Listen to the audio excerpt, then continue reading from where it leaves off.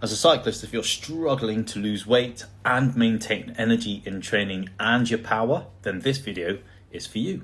Getting in great shape and having great power to weight ratios is a big thing for us cyclists, but it's also important to get there in a controlled manner so that your training is always quality driven, that you feel healthy and have a really good relationship with food. A common mistake I see cyclists make, especially in January, is pushing really hard on calorie deficits to drop weight. Now that's going to help them, but here's the reason why maybe you shouldn't look at it that way.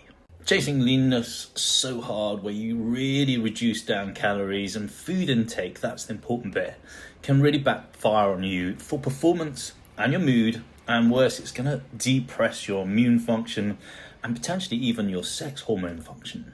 If you really think about it, driving really hard on a calorie deficit means you're reducing how much food you're going to be eating. And that means you're not getting enough energy to power the pedals round. You're not having enough fiber, prebiotic fiber, protein, vitamins, minerals, all the good things that keep us healthy.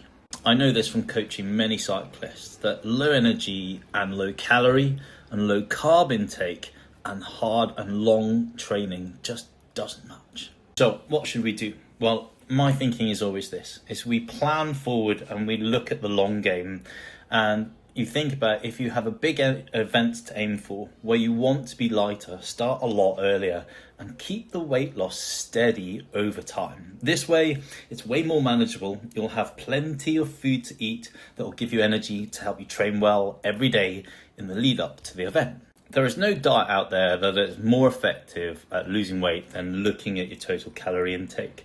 One thing I do know, super restrictive diets can be really hard to follow and often get people in a thinking process that foods are bad for them, which I never want them to feel like. Unfortunately, the diet industry will leave you to believe that there is one specific way to do your diet, and if you don't do it, you're not going to lose weight, or there is a magic pill that you can eat or take that's going to help you burn more body fat. The thing is, with restrictive diets, they can give people food phobias and potentially an eating disorder.